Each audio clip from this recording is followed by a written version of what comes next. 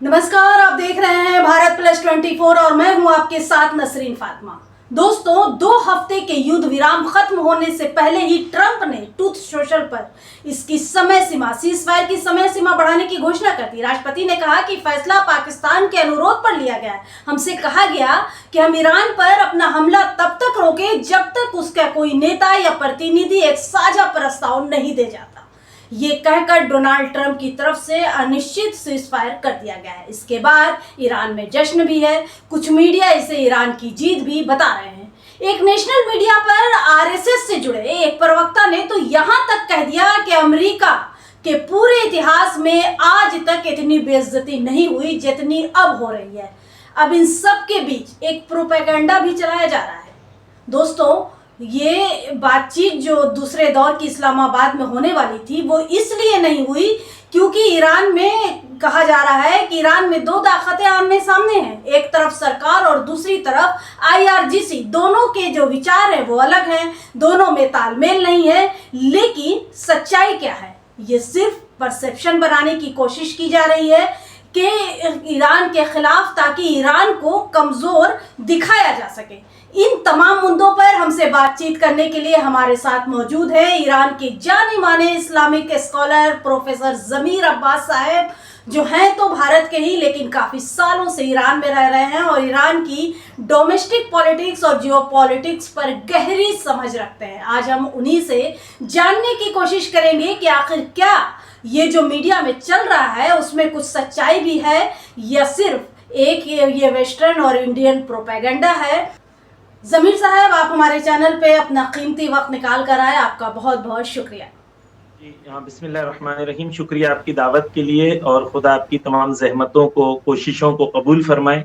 आपकी बातें लोग सुनते हैं, समझते हैं और आम आदमी तक जंग और ईरान की जो जमीनी हकीकत है उसे आपने आम लोगों तक, खासकर भारत के लोगों तक जो पहुंचाई है, ये बड़ी बात है। और आज हम भी आपसे कुछ ऐसे सवाल जानना चाहेंगे जमीर साहब जो कुछ दिनों से मीडिया और सोशल मीडिया में भी चलाई जा रही हैं। तो हमारा पहला सवाल आपसे है ये जमीर साहब कि क्या भारतीय और वेस्टर्न मीडिया में जो ये धारणा बनाई जा रही है कि ईरान की आईआरजीसी और सरकार के बीच तालमेल नहीं है, आप इस बात को कैसे देखते हैं? पूरी दुनिया में जो सवाल ये खड़े हो किए जा रहे हैं कि क्या ईरान का पूरा पावर सेंटर अब आईआरजीसी हो गया है, वहाँ की सरकार की नहीं सुनी जा रही है, इस सवाल पर आप क्या कहेंगे? अजीब सवाल है कि ईरान में डिप्लोमेट्स और आईआरजीसी और ईरान की मिलिट्री में आपस में सब में लड़ाई है और अब्बास अराक्ची साहब को कॉर्नर कर दिया गया है और अब यहाँ पर कट्टरपंथी लोग ईरान में हुकूमत चला रहे हैं। इसे कहते हैं नॉनसेंस इन प्योर फॉर्म। यानी एक होते हैं जाहिल और एक होते हैं जाहिले मुरक्कब जिन्हें कहा जाता है। यानी एक होता है जाहिल जिसे पता होता है कि मैं जाहिल हूं लेकिन उसे पता है कि मुझे नहीं मालूम है, तो ये तो अच्छी बात है, तो इंसान सीखता है, लर्न करता है। लेकिन एक होता है जहल मुरक्कब, यानी उसको पता नहीं होता है लेकिन उसे लगता है मुझे पता है, ये कभी भी सीख नहीं सकता। तो ये मीडिया वाले जो हैं जाहिल मुरक्कब हैं, इन लोगों को आता कुछ नहीं है लेकिन उन्हें लगता है सब कुछ आता है। तो इनको मैं जल्दी जल्दी एक करके जवाब देता हूँ। सबसे पहली बात ये है कि अगर आप देखें तो ईरान में आगे अब्बास अराक्ची जो ईरान के फॉरेन मिनिस्टर हैं, उन्होंने ट्वीट किया और कहा कि हुर्मुज ओपन है। फिर उसके बाद इन लोग कहते हैं क्योंकि आईआरजीसी ने ट्वीट करके कहा कि हुर्मुज क्लोज है, तो इसलिए इनके बीच में डिफरेंस ऑफ ओपिनियन है। तो ये पहली बात ये कि जब उन्होंने कहा था कि हुर्मुज ओपन है तो वो ईरान की गवर्नमेंट का सबका ऑफिशियल स्टैंड था। जब क्लोज हुआ तो ईरान की गवर्नमेंट का ऑफिशियल स्टैंड था कि क्लोज हुआ। क्यों क्लोज हुआ? क्योंकि अमेरिका ने आगे से ब्लॉकेड लगाया था। रीजन बिल्कुल क्लियर है, कोई डिफरेंस ऑफ ओपिनियन है नहीं, लेकिन इसको क्रिएट की गई। अब मैं आपके सामने फैक्ट्स पेश करता हूं। इसके अगले दिन ईरान के अंदर आर्मी डे था और अब्बास अराक्ची साहब का यह स्टेटमेंट आया है जहां पर वो आर्मी को प्रेज करते हुए और ईरान की आर्मी को प्रेज करते हुए कह रहे हैं कि ईरान की आर्मी कितनी मुल्क के लिए यूजफुल है और मुल्क को यूनाइट करने में और मुल्क का दिफा करने में उनका कितना बड़ा योगदान है। तो क्लियर है कि ऐसी कोई बात नहीं है।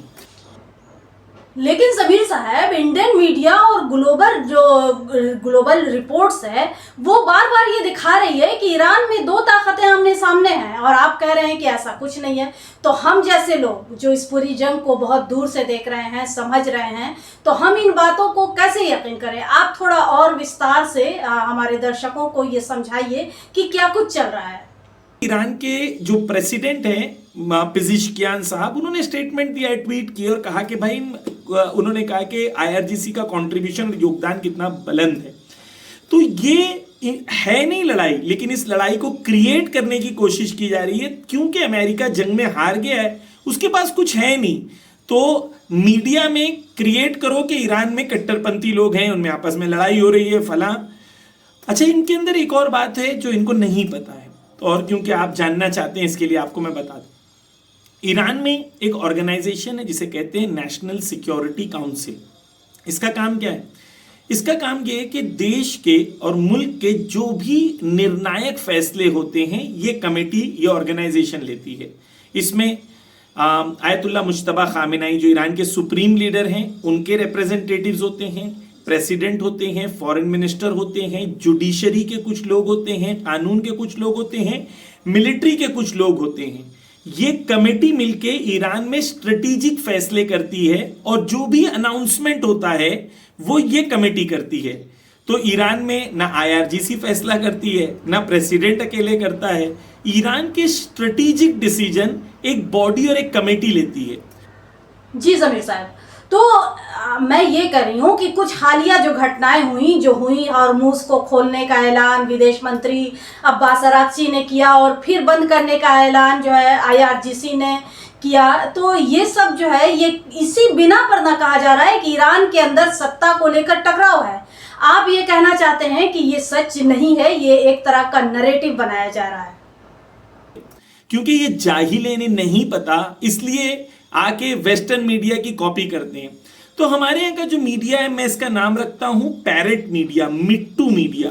वेस्ट से खबर चली कि आपस में झगड़े हो रहे हैं, मिट्टू कहा तो ये सारे लोग मिट्टू मिट्टू मिट्टू मिट्टू कहने लगे। खुद तो कुछ आता नहीं है, खुद तो रिसर्च करना नहीं है, खुद जानना नहीं है, खुद जानते नहीं है, जाहिल हैं, और उन्हें लगता है कि वो पढ़े लिखे हैं। ये इनकी सबसे बड़ी प्रॉब्लम है। तो जी जमीर साहब, यानी आप ये कह रहे हैं कि पूरे एविडेंस के साथ ईरान की सरकार और वहाँ की मिलिट्री फोर्सेस में कोई टकराव नहीं है, और यही सच्चाई भी है।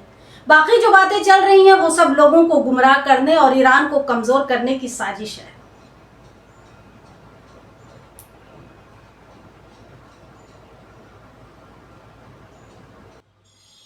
तो नेशनल सिक्योरिटी काउंसिल का ऑफिशियल स्टेटमेंट आया था इस मौजू के बारे में कि ईरान ने जो हॉर्मुज़ खोला है उसका ऐलान, और क्यों खोला है उसका ऐलान, और ईरान की शर्तें क्या हैं उसका भी ऐलान। ये सब चीज़ें ईरान के ऑफिशियल नेशनल सिक्योरिटी काउंसिल की तरफ से रिलीज हुआ था। अगर नहीं जानते तो पूछो, खुदा कहता फस्अलू अहलुज़ ज़िक्र, अगर नहीं जानते हो तो पूछो। अपने आप को जाहिल होते हुए समझदार बन के दूसरों के सामने बताना, ये बेवकूफ़ी की निशानी है, इल्म की निशानी नहीं है। तो मैंने जितनी बातें कही हैं आप खुद फैक्चुअली जाके चेक कर सकते हैं, तमाम चीज़ें इंटरनेट पे ऑनलाइन अवेलेबल हैं।